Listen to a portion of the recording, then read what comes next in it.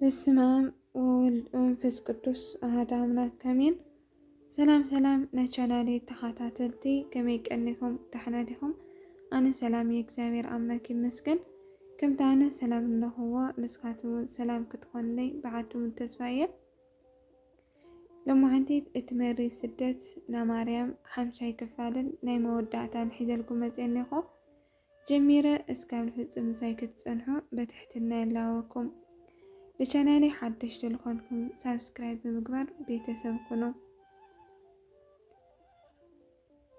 ላፍታ ፅሑፍ ከብለኩም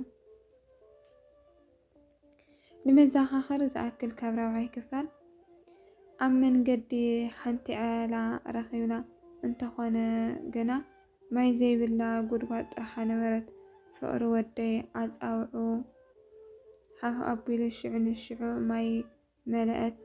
እዚ ማይ ኣብ ኣፍ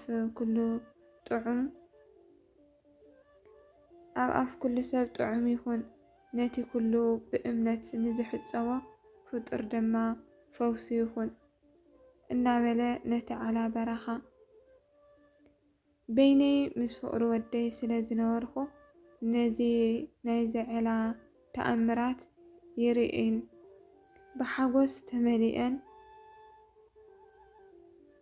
ናብ በዓል ዮሴፍን ሰሎሜን ተመለስኩ። ምስ ተቐመጥና ምግቢ ካብ እግዚአብሔር ተኣዘዝና ተዳለወ። ምስ ተመገብና ሰሎሜ ንወዲ ሓፀወቶ ኣነ እውን ኣጥበኽዎ። ከምዚ እናበልና ብፍቕሪ ንነብር ነበርና። ኩሉ ግዜ ኩሎም ሰራዊት መላእክቲ እናመፁ ኣብ እግሪ ወደይ ክሰግዱ ከለው ይሪኦም ነበርኩ። ኦ ጎይታ ሰማይ ምድርን ናትኻ ምሕረትን መወዳእታ የብሉን።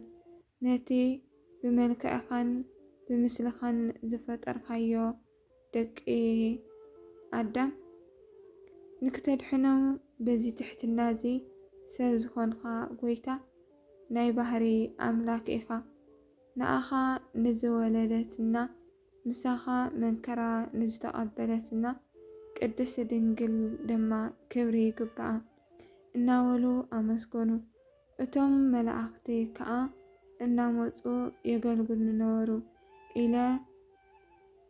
ኢላ ንኣየን ኣባ ቲፈሊዎስ ነገረትኒ።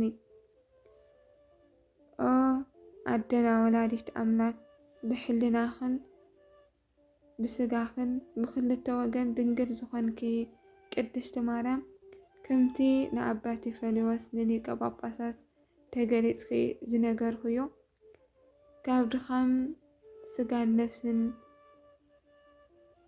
ዘጽናዕክዮ ንኣና ንህዝቢ ክርስቲያን ከዓ ብበረከትክን ምሕረትክን ተገለጽና። ኦ ድንግል ብዘመነ ርጉም ሄሮዶስ ካብ ሃገር ናብ ሃገር ምስኡ እናጎየኺ ምሳኺ ዝተሰደደ ስደት ኣዘክሪ። ኦ ድንግል ካብ ዕንትኺ ናብ ገጽ ፍቅሪ ወድኺ ዝወሓዘ መሪር ንብዓት ኣዘክሪ። ኦ ድንግል ጥምየትን ጻምእን መንከራን ሓዘንን ኩሉ ምስኡ ዝበፅሐኪ ፀበባ ኣዘክሪ። ምሕረር ናይ እግዚአብሔር ኣማናድነት ኣዲ ኣምላክና በረከት ዮሴፍን ሰሎሜን ምስ ኩላትና ይኹን ኣሜን። ኣላዓይሉ ንዘጀመረና ኣጀሚሩ ንዘፈፀመና እግዚአብሔር ኣምላክ ዝኸበረን ዝተመስገነን ይኹን። ጀሚረ እስካብ ንፍፅም ምሳይ ዝፀናሕኩም ክቡራት ተኸታተልተይ እግዚአብሔር ኣምላክ የኽብረለይ።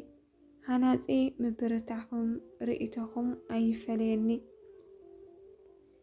ካልእ ግዜ ብካልእ እስካብ ዝመፀኩም ስሰናይ ንዓኹም ኣሜን። ወስብሐት ለእግዚአብሔር ወለወላዲቱ ድንግል ወለመስቀሉ ክብር ይኹን ኣሜን።